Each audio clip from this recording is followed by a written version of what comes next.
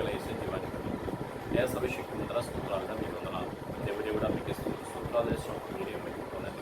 ఆయన తోడుగా వచ్చి సహాయం చేసి నడిపించుకుంటూ వదిలి చేసి మీరు మహిమపొందండి. వాక్యం సూచన ప్రతి బిడ్డను కూడా మీరు దీవించి ఆశించి మీ ఆత్మీయాన్ని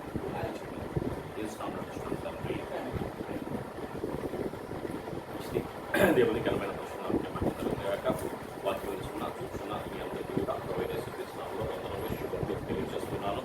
నిన్నటి దినాన్ని మనం చూస్తాం కదా, 2వ సమూయేలు గ్రంథం 12వ అధ్యాయాన్ని మనం చూస్తున్నాం. 12వ అధ్యాయాన్ని మనం చదువుకున్నాం. 11వ అధ్యాయంలో దావీదు చేసిన పాపం, 12వ అధ్యాయంలో దేవుని ద్వారా దేవుడు పంపించినప్పుడు నాతాను ద్వారా వచ్చిన తీర్పు, నాతాను వచ్చి అక్కడ ప్రకటన చేసిన దావీదుకి హెచ్చరించిన విధానం, 13వ అధ్యాయంలో దాని యొక్క పర్యవసానం, 11వ అధ్యాయంలో దాని యొక్క పర్యవసానం మనం చూస్తున్నట్లయితే చూడండి ఒకసారి. 13వ అధ్యాయం తరువాత దావీదు కుమారుడు అబ్షాలోమునకు తామారు అను ఒక సుందరవతియకు సహోదరి ఉండెను. దావీదు కుమారుడు అమ్నోను ఆమెను మోహించెను.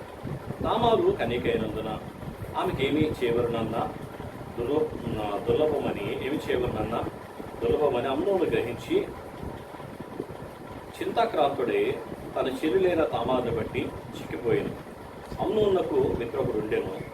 అతడు దావీదు కుమారుడైన షిమ్యా కుమారుడు. అతని పేరు యెహోనాదాబు. ఈ యెహోనాదాబు బహు కపటం గలవాడు. అతడు రాజకుమారుడైన నీవు నానాటికి చిక్కుపోవడం కీర్తివేమి? సంగీత నాకు తెలియజెప్పవా అని అమ్నోనుతో అనగా, అమ్నోను ఆ తమ్ముడు అబ్షాలోము సహోదరి అయిన తామారు నేను మోహించి ఉన్నానని అతనితో అనెను. యెహోనాదాబు, నీవు రోగి అయినట్టు వేషం వేసుకొని నీ మంచం మీద పండుకొని ఉండము. నీ తండ్రి నిన్ను చూసుటకు వచ్చినప్పుడు నీవు నా చెల్లెలైన తామారు చేత సిద్ధపరచబడిన భోజనము నేను పూజించినట్లు ఆమె వచ్చి నేను చూస్తుండగా దాన్ని సిద్ధము చేసి మాకు పెట్టినట్టు తెలవమని అడగమని అతనికి బోధింపగా అమ్నోను పడక మీద పండుకొనెను. అమ్నోను ఆయుధపడిందని రాజు అతను చూడవచ్చినప్పుడు అమ్నోను, నా చెల్లెలకు తామారు చేతి వంట నేను భుజించినట్లు ఆమె వచ్చి నేను చూచుండగా నా కొరకు 2 అప్పములు చేయుటకు సెలవిమ్మని రాజుతో మనవి చేయగా, రాజు నీ అన్నయ్య అమ్నోను ఇంటికి పోయి అతని కొరకు భోజనము సిద్ధం చేయమని తామారు ఇంటికి వర్తమానం పంపెను. కాబట్టి తామారు తన అన్నయ్య అమ్నోను ఇంటికి పోయాను. అతడు పండుకొని ఉండగా ఆమె పిండి తీసుకొని కలిపి అతని ఎదుట అప్పములు చేసి వాటిని కాల్చి బొరుసు పట్టుకొని అతనికి వడ్డింపగా అతడు నాకు వద్దని చెప్పి ఉన్న వారందరూ నా యొద్ద నుండి అవతలకు పోండని అనెను. వారందరూ బయటికి పోయిన తర్వాత అమ్నోను నీ చేతి వంటకం నేను భుజించినట్లు దాన్ని గదిలోనికి తెమ్మనగా తామారు తాను చేసిన అప్పములను తీసుకుని గదిలోపనున్న తన అన్నయ్యకు అమ్నోను వద్దకు వచ్చాను.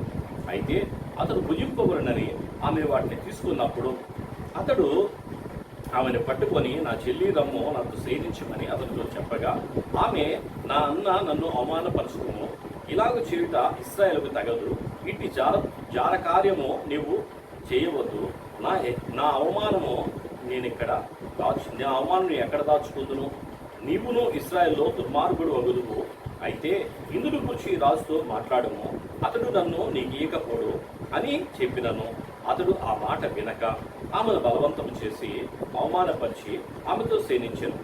అమ్నోను ఇలాగ చేసిన తరువాత ఆమె ఎడల అత్యధికమైన ద్వేషం పుట్టి అది వరకు ఆమెను ప్రేమించినంతకంటే మరి ఎక్కువగా ఆమెను ద్వేషించి లేచిపోమ్మని ఆమెతో చెప్పగా ఆమె, నన్ను బయటకు త్రోసివేయడం వలన నీవిప్పుడు చేసిన కీడు కంటే మరి ఎక్కువ కీడు చేయకుమని చెప్పినను. అతడు ఆమె మాట వినక తన పనివారిలో ఒకరిని పిలిపించి దీన్ని నా ఎదుకు వెళ్ళగొట్టి తలుపు గడియవేయమని చెప్పాను. కన్యకలైన రాజకుమార్తెలు వివిధ వర్ణములు గల చీరలు ధరించుకున్నవారు. ఆమె అట్టి చీర ఒకటి ధరించి ఉండెను.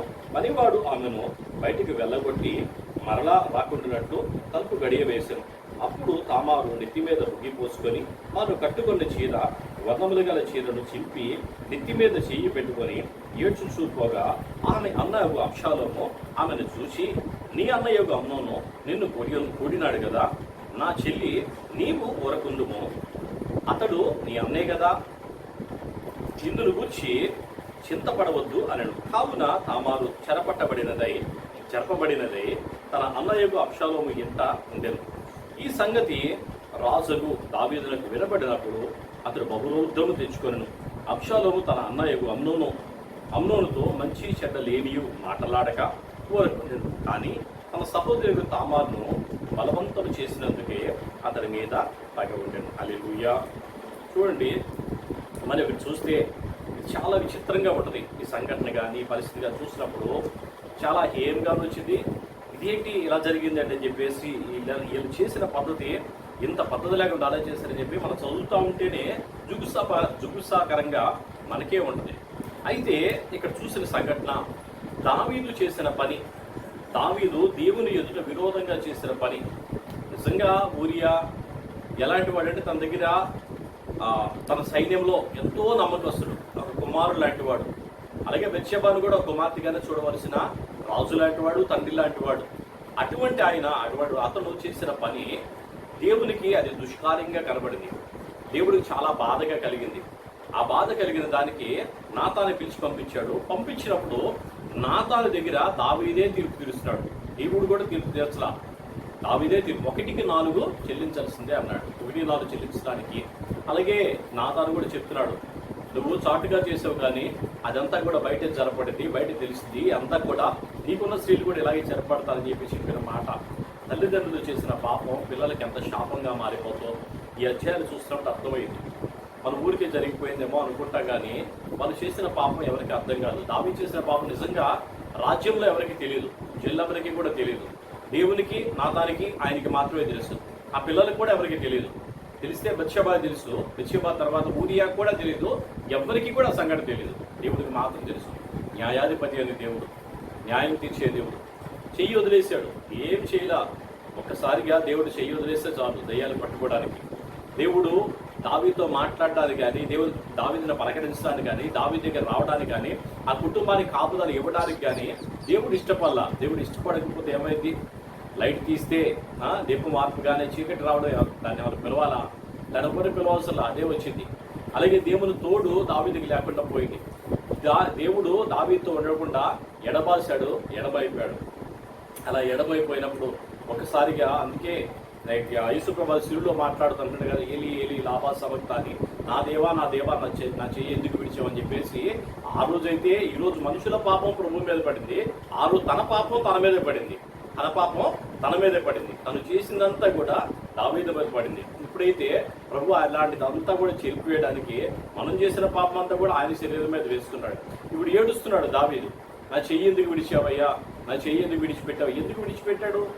నువ్వు చేసిన పాపం, నువ్వు కనీసం ఒక్క నిమిషం కూడా ఆలోచించకుండా చేసిన ఆ దౌర్భాగ్యమైన పరిస్థితి, ఊరియాను చంపించిన విధానము నీ పిల్లలందరికీ కూడా శాపంగా మారిపోయింది. పిల్లలందరూ కూడా భ్రష్టత్వంలో గెలిపేంత దెయ్యాలు పడితే మనిషికి భ్రష్టత్వం రావడం పెద్ద కష్టమేం కాదు. దాన్ని ఎవరు చేయడానికి ఏం లేదు. మనం ఎంత ఏడ్చినా ఏం చేసినా సరే ఆ పని చాలా చాలా చాలా చాలా కష్టం. ఇక్కడ చేస్తున్న పని కూడా అలాంటిది. చూడు తర్వాత 20వ వచనంలో, 2 సంవత్సరాలు అయిన తర్వాత ఎఫ్రాయిముకు సమీపమందు బయల్దాసూరులో అబ్షాలోము గొర్రెల బొచ్చు కత్తిరించు కాలము రాగా ఆ అబ్షాలోము రాజకుమారులందరినీ విందుకు పిలిచారు. అబ్షాలోము రాజు వద్దకు వచ్చి, చిత్తగించుము, నీ దాసుడైన నాకు గొర్రెబొచ్చు కత్తిరించు కాలం వచ్చును.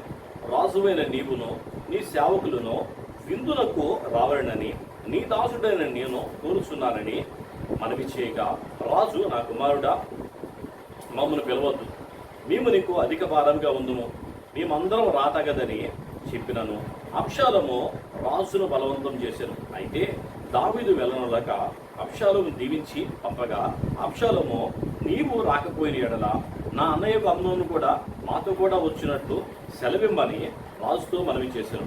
అతడు నీ యొద్దకు ఎందుకు రావాలని రాజు అడగగా, అబ్షాలోము అతని బతిమాలునందున రాజు అమ్నోనును తన కుమారులందరూ అతని యొద్దకు పోవచ్చు అని సెలవిచ్చారు.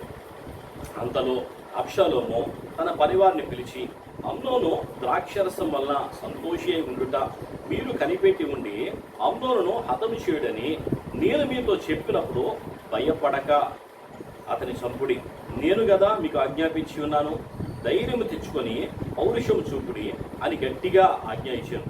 అబ్షాలోము ఇచ్చిన ఆజ్ఞ చొప్పున వారు చేయగా రాజకుమారులందరూ లేచి తమ కంచర గాడిదల మీద ఎక్కి పారిపోయి వారు మార్గమున ఉండగానే ఒకడు లేకుండా రాజకుమారులను అందరినీ అబ్షాలోము అతను చేసినని దావీదునకు వార్త రాగా అతడు లేచి వస్త్రములు చింపుకొని నేల మీద పడి ఉండెను. మరియు అతని సేవకులందరూ వస్త్రములు చింపుకొని దగ్గర నిలవబడి ఉండిరి.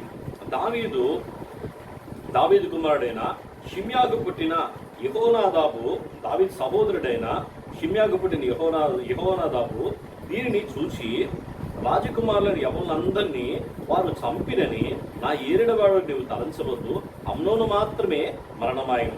ఎలయనగా అతడు అబ్షాలోము చెల్లి అయిన తామారును బలవంతం చేసిన నాటి నుండి అబ్షాలోము అతని సంపవలను అను తాత్పర్యముతో ఉండెనని అతని నోటి మాటను బట్టి నిశ్చయించుకొనవచ్చును. కాబట్టి నా ఏలినవాడు నీవు రాజకుమారులందరూ మరణమైనని తలంచి విచారపడవద్దు, అమ్నోను మాత్రమే మరణమాయను. అబ్షాలోము ఇంతకు ముందు పారిపోయి ఉండెను. కావలి పనివాడు ఎదురు చూసినప్పుడు తన వెనక కొండ పక్కనున్న మార్గమున వచ్చుచున్న అనేక జనులు కనబడి యెహోనాదాబు, అదిగో రాజకుమారులు వచ్చి ఉన్నారు, నీ దాసుడైన నేను చెప్పిన ప్రకారముగానే అయ్యనని రాజుతో చెప్పాను. అతడు ఆ మాటలాడ చాలించగానే రాజకుమారులు వచ్చి బిగ్గరగా ఏడవసాగిరి. రాజును అతని సేవకులందరూ దీన్ని చూచి బహుగా ఏడ్చిరి. అయితే అబ్షాలోము పారిపోయి అమీహూదు కుమారుడైన తల్మయి అను గెషూరు రాజు వద్దకు చేరెను. దావీదు అనుదినము తన కుమారుని కొరకు అంగలార్చుండెను. అబ్షాలోము పారిపోయి గెషూరుకు వచ్చి అక్కడ 3 సంవత్సరముల తర్వాత రాజైన దావీదు అమ్నోను మరణమాయను అనుకుని అతని గూర్చి ఓదార్పు నొందిన వాడి అబ్షాలోమును పట్టుకోవాలన్న ఆలోచన మానేను. హల్లెలూయా, హల్లెలూయా. చూడండి, ఒక పాపం ఇంకో పాపానికి, ఒక తప్పు ఇంకో తప్పుకి. చూడు, దావీదు చేశాడు. దావీదు బెత్షెబాద తప్పు చేసి ఆ తప్పు కప్పిపుచ్చుకోవడం ఇంకో తప్పు చేశాడు. ఆ తప్పు పౌరుడు ఇంకో తప్పు చేశాడు. ఊరియాని తీసుకెళ్లి యుద్ధంలో ముందు పెట్టి చంపేశాడు. ఇక్కడ జరిగిన పని కూడా అలాంటిది. అమ్నోను తప్పు చేశాడు, ఆ తప్పుకి ఇంకో తప్పు జరిగింది. ఇంకో కుమారుడు వచ్చి కుమారుడిని చంపేశాడు. ఇక్కడ జరిగింది మనం ఒక దాన్ని కప్పించుకోవడానికి కానీ ఒకటి దాచుకుంటాం. ఏది ఏమైనా సరే ఆయన కృపా రెక్కల కింద ఉండి ఆయన వెలుగులో నడిస్తేనే మన జ్ఞానం కలిగి ఉంటాం. ఆయన వెలుగు ఎప్పుడైతే దూరం అయిపోతుందో దయ్యాలు రావడానికి ఎవ్వరూ పిలవవసరం లేదు. ఎప్పుడు కూడా కాచుకొని కూర్చోండి. ఆయన రెక్కల కింద ఎప్పుడు కూడా ఆయన పాదాల దగ్గర ఉండి ఎప్పుడు కూడా వాక్యాన్ని ధ్యానిస్తూ మనం వేసే ప్రతి అడుగు కూడా ప్రతి ఆలోచన కూడా అదంతా కూడా దేవుని ఇష్టమా, దేవుని చిత్తమా, దేవుని ఉద్దేశమా, దేవుడు దీనివల్ల ఏమన్నా నా వల్ల ఏమైనా అవమానం కలిగి ఉందా, దీనివల్ల ఏమైనా నష్టం జరుగుతుందని ప్రతి క్షణము కూడా మన దేవుణ్ణి అంటిపెట్టుకొని మనం కనుక ముందుకు సాగినట్లయితే అన్ని విషయాలు కూడా నమ్మకంగానే ఉంటాం. దావీదు చేసిన పని పిల్లలందరికీ కూడా తన పిల్లలకి ఒకటికి నలుగురు దావీదే తీర్చిచ్చాడు.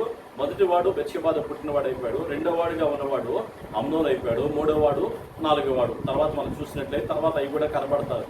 అవన్నీ కూడా దావీదే. దావీదు తన నోటితో తీర్చుకున్న తీర్పు, దావీదు తను చేసిన తప్పు ఆ పిల్లలందరికీ కూడా శాపంగా మారిపోయింది. దేవుడు అందుకే చెప్తా ఉన్నాడు, పాపం చేయొద్దు. నీతిమంతుడు పాపం చేస్తే నీతిమంతుడికి అని తీర్చబడ్డా చెప్పి దేవుడే చెప్తున్నాడు.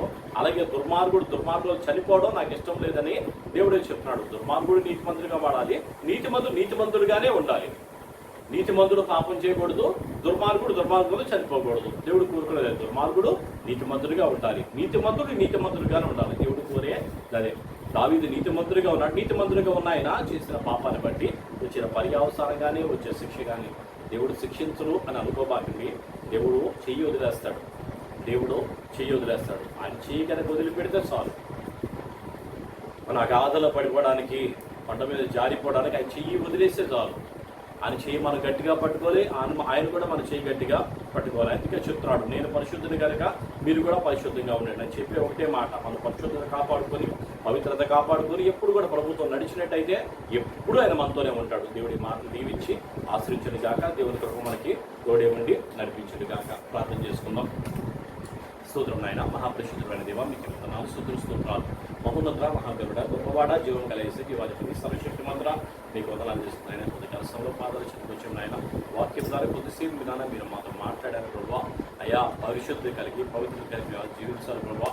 అయా పవిత్రత కలిగి పరిశుద్ధిగా జీవించకపోతే మీ చెయ్యి ఒక్కసారి విధులు పెడితే నాయన ప్రభావ మా జీవితాలు ఏమవుతాయి నాయన. అయ్యా నేర్చుకోవడానికి నాన్న మీ పాదాల చెప్పుకొచ్చునిగా ఎంతో జ్ఞాపకం చేసుకుని మమ్మల్ని బలపరిచి దీవించాల్సి వాక్యం చూస్తున్న ప్రతి బిడ్డను కూడా దీవించాల్సి యేసు నామములో తండ్రి.